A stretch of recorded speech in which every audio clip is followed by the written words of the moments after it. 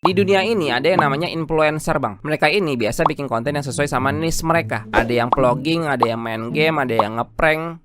Oh enggak, ini udah norak lah ya. Intinya niche itu ada banyak, Bang. Nah, macam-macam ini dikelompokkan jadi 3 kategori berdasarkan metode yang dipakai buat bikin kontennya. Ada yang mesti pakai otak, ada yang boleh pakai boleh kagak, ada yang jangan pakai otak. Nah, ini gue mau garis bawain banget yang ini nih. Kok bisa bikin konten tapi jangan pakai otak gitu? Bukan enggak ya, tapi jangan, beda. Enggak sama jangan tuh beda. Ceritanya ada orang nih, kita panggil aja dia si Totong. Kalau kita perhatiin lagi nih di kepalanya nggak ada otak, tapi dia kepengen banget jadi konten kreator, jadi influencer, ya tai-tai kucing itulah. Tapi sekali lagi dia nggak punya otak, makanya dia nggak punya kemampuan bikin konten yang kategori pertama tadi, yang mesti pakai otak. Akhirnya dia coba pakai kategori kedua, yang terserah mau pakai otak apa kagak. Tapi kok nggak naik-naik ya? Gimana ya cara dapat viral?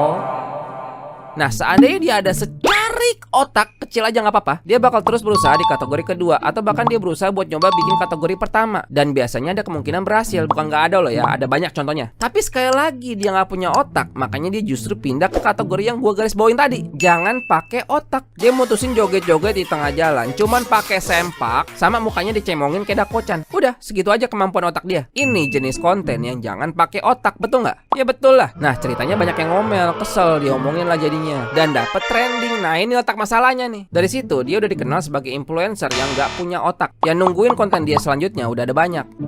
Terus apa? Mungkin nggak dia besok bikin konten pakai otak? Ya nggak mungkin. Pertama dia nggak punya otak. Kedua penonton dia itu udah ngarep dia bikin konten tetap nggak pakai otak. Ayo bego terus, ayo bego terus. Akhirnya berkesinambungan, Bang, tuntutan viewer. Besok dia joget di Taman Mini, muka cemong Cibimaruk Kocan. Lusa dia joget di Ragunan, muka cemong badut McDonald. Pokoknya dia udah dikenal nggak punya otak. Makanya dia kalau ngonten jangan pakai otak. Dari situ, Bang, jangan pakai otak. Nah, sekarang kebayang nggak kalau ini bukan si Totong, tapi ini cewek main TikTok terus habis diselingkuhin lakinya. Nah, ini letak masalah barunya nih. Seperti halnya si Totong nih, cewek nggak punya otak juga kan. Selama ini dia main TikTok entah buat senang-senang doang atau emang dia star syndrome juga sebenarnya. Tapi dia mesti nelen kenyataan dia ini bukan siapa-siapa. Dia cuma salah satu manusia dari 8 miliar manusia yang masih hidup sekarang. Kutuk doang dia. Terus supaya dia banyak follower gimana? Mesti cantik, semua orang udah cantik pakai filter. Mesti kaya, mesti nipu jualan skincare dulu. Mesti pinter, otaknya nggak ada. Akhirnya ya udahlah, naik ya bagus, enggak ya udah, yang penting gue seneng gitu kata dia mah. Lantaran dia punya laki nggak punya otak, dia diselingkuhin, Pak. Sekarang gue tanya dah, kira-kira apa di pikiran orang yang nggak punya otak? Nah, nggak punya otak tapi mikir. Kira-kira apa di pikiran dia pertama kali?